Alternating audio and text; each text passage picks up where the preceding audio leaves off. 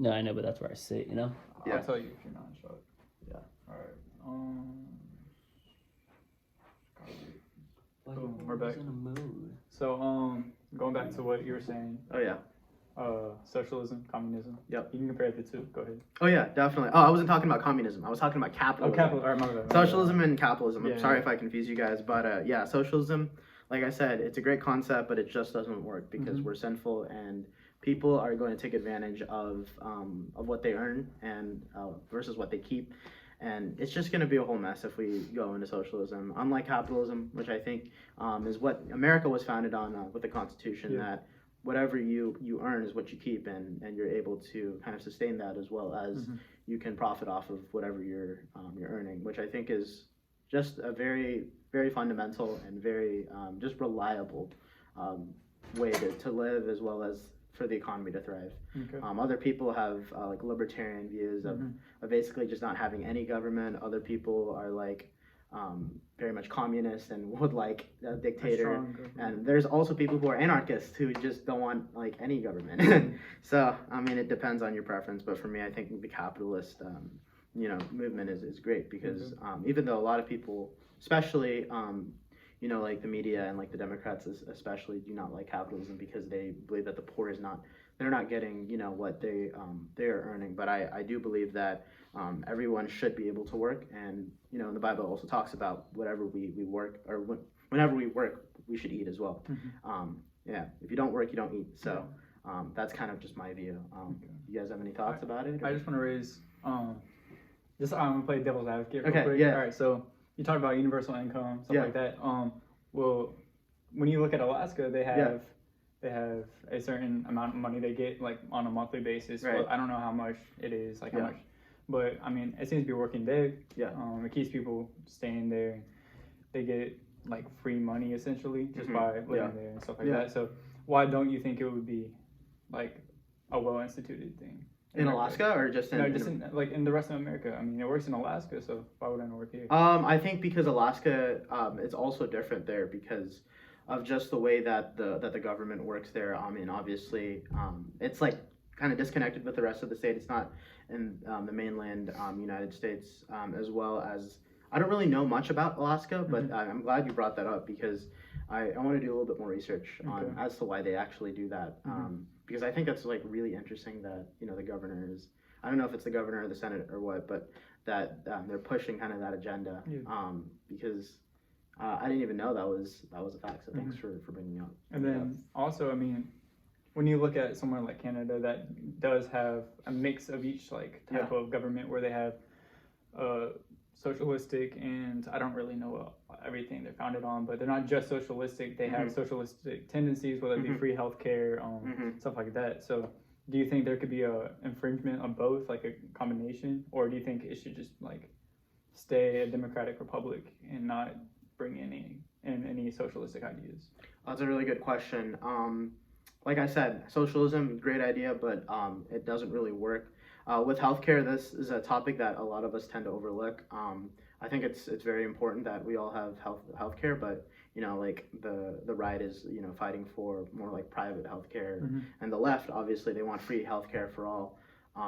But like I said, I think it's very important to kind of see where your values lie, as well as how you're able to provide for your family and what you can do to contribute to society. Because if the government is just going to give us free stuff, we're obviously going to take advantage of that because of just who we are. But I mean, that's if you want to see like the worst case scenario. Like if everyone actually did what they were supposed to do in terms of what they're given and how they're able to contribute to society, I think it would work. Like it would be such a good idea. But obviously that's not the society we live in, and it's very sad. So. And then also like in a time of like this where people aren't able to go work unless you're considered essential. In a sense. Then how are people supposed to get money if there's not like a universal income or something like that? Do you think there should be handouts of money, or do you think how do you think wealth should be distributed in the pandemic? Like this? Okay, I think it's always important to save up. Obviously, I'm not necessarily the best with finances, but having just emergency savings as well as just making sure that you are being frugal. I mean, a lot of people tend to spend a lot, but especially for those who are essential workers, shout out to you guys. Thanks so much for just everything that you do for us, and the doctors, nurses, people in the factories, people kind of in the front lines doing all this stuff, and like airlines and stuff. Thank you guys so much. But like you were saying about universal income, I think it could work in this scenario, but like I said, it's not necessarily the best idea. I think we can find other ways to earn money other than kind of our jobs. There's so many side gigs, side hustles that you can do on the side, like online. You can do a lot of things online, remotely, and still get paid. You can, obviously you can sell stuff, but not everyone wants to sell what they have. But like I said, there's so many different resources you can look to work, because even though you may have lost your job, and it is very tragic, it's very sad, I have a lot of compassion for you. God doesn't command us to stop working. Like, he wants us to sow what we reap what we sow, essentially, and make sure that we are giving him glory first of all in whatever we eat, whatever we drink, and whatever we do. So I think the universal income could work, like I said, like that's kind of my view. But I don't know if it will be effective. If you have lost your job, I'm very truly sorry. But there are so many other opportunities to find work nowadays, because a lot of things have been automated, especially with technology. Just things are starting to change. So if you know how to code, that's one good skill to have, as well as if you know how to do anything kind of with technology. I encourage you to do that. I was a computer science major and dropped out of it because I was not capable. But if you are analytical and you like to also do networks and stuff, and like networking, and if you want to start your own business, by all means, go for it. Just make sure that, at the end of the day, all of this stuff that we live in is vanity, because what are we really living for? We're living for the King of Kings. We're living for the Lord. So I think it's important to keep these things in perspective and keep these things in mind, but we want to ultimately glorify God in all that we do, and know that this earth is not our home. We're going to be up in heaven someday with Jesus.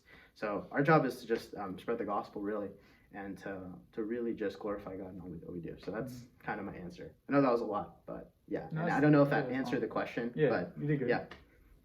Since there's a brief pause, yeah, I believe, kind of put into context, you're kind of more so talking about the difference between socialism and democratic socialism, when he referred to there's still their class systems, but healthcare and education for the most part are paid to government, which is tax money.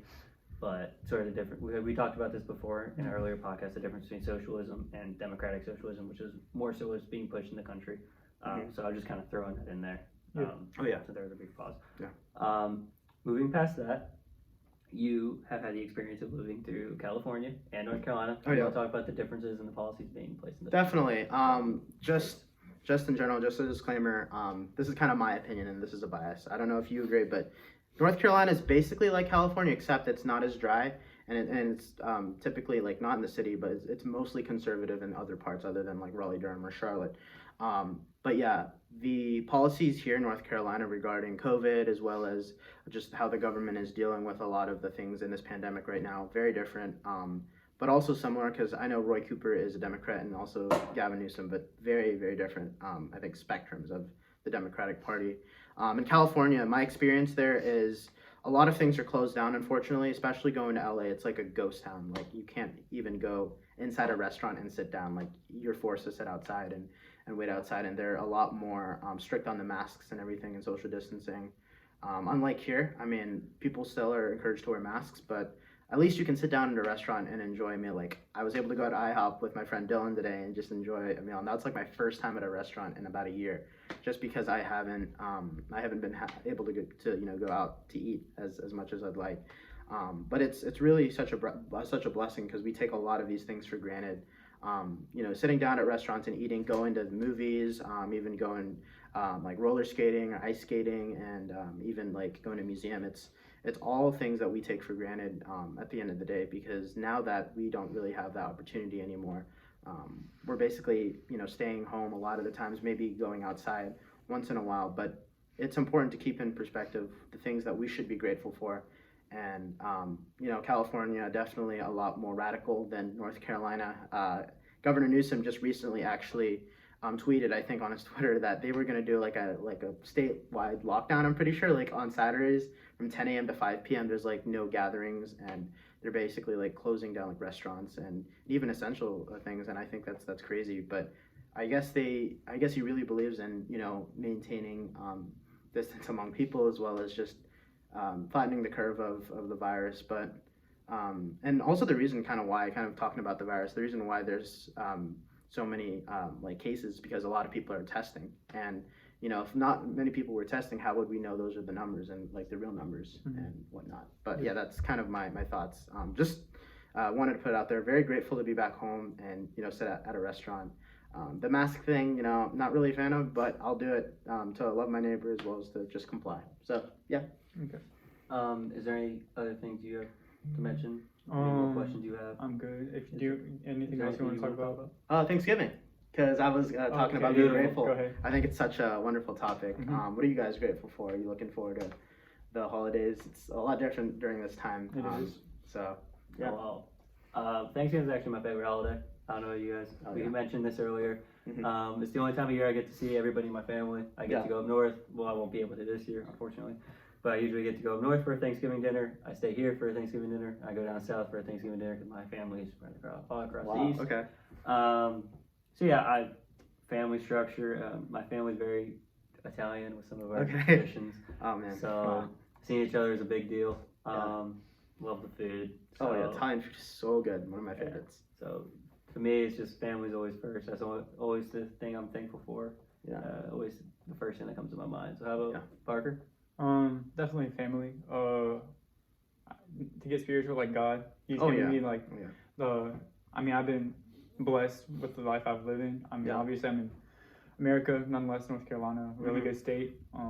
I've been blessed and fortunate to be in a financial state, state, stuff like that. I'm not having to worry about pay bills, where the next bill from my parents are gonna come from and stuff like that. So I'm definitely blessed beyond measure in terms of that. So yeah, definitely.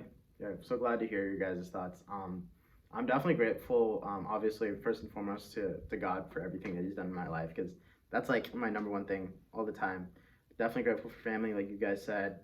Grateful to be here at home after about maybe like an 8-hour flight with like 2 layovers in Dallas and Nashville from LA. So yeah, that was long, but I'm here, and I'm definitely thankful that we can just come together and record, because other people are like still very concerned about the virus. So obviously they wouldn't want to meet in person. They'd want to do it over Zoom or social distance or wear masks. But I'm grateful that we have this time together. For sure. And I'm definitely grateful, living here in the U.S., because not a lot of people, like I said, we take for granted here in the U.S. especially the things that we have. Not a lot of third world countries and other countries, are not able to experience kind of a Thanksgiving. But we're very, very grateful for this time. And yeah, also looking forward to Christmas and New Year's. Definitely not going to be the same, but yeah. I've banged this golf club on so many different things this time, and every time I do, I look at Parker. And Parker gives me this evil eye because I banged it on the mic, I banged it on the chair. And I look up, and Parker's like, "Yo, you better cut it out." I was about to throw it. He's the audio engineer. He's the audio engineer. He's giving me this eye, like, "You better toss something else." Like, no, I'm gonna hold it. Also, you hear like the rumbling upstairs. I don't know what's going on. Probably a dog. A dog running back and forth. Yeah. Probably Nugget. Yeah, it's fun. Fun fact: I picked up playing golf actually. While I was at Masters, I went to the driving range like every weekend with my friends. Fun. He had clubs, and we would just we would swing, and it was so fun. So. Okay, you gotta hit the course then. Oh yeah, for sure. So I will say, you can't tell, his knowledge of the Bible and his public speaking is incredible. Thanks, guys. Appreciate it. I know I mentioned that somebody gave me verses for when I had a lack of verses in one of our conversations. He's the man who gave me the verses. Very thankful for that. Yep. Listen, it's been an absolute pleasure to have you on. Oh, thank you guys so much. Appreciate it. You want to try yourself out on Instagram? Yeah. Oh yeah, for sure. Subscribe to Soy Squad on YouTube. First of all, I make vlogs. I do cooking. I dance. I sing. I'm really into music. And I talk a lot about my faith and about theology and stuff. So subscribe to that. And I'm so thankful for you guys, having me over here. Of course. And, stay safe out there. Make sure that you are just doing your best to keep everyone around you healthy. First of all, just glorify God in all that you do, because he's the only one that really matters at the end of the day, Mm-hmm. because we're gonna be in heaven soon. So yeah, that's it. All right. Subscribe to the channel when you guys see this 2 months later. If you're on Spotify, you guys subscribe anyways. Yep. You Check guys out are our great. website. Check out the website. Run Yep. left to right. GoDaddySites.com. Something like that. Still Oh my a goodness. free site. No biggie. Yeah. You guys have a wonderful day. It's Yep. been a pleasure. Subscribe. View his Instagram. Mhm. Love you guys. Love you all. I'm still waiting for Parker to lean over, turn off Oh, this okay. Well, Yeah. I was waiting the for you. podcast. Oh my I was waiting goodness. for the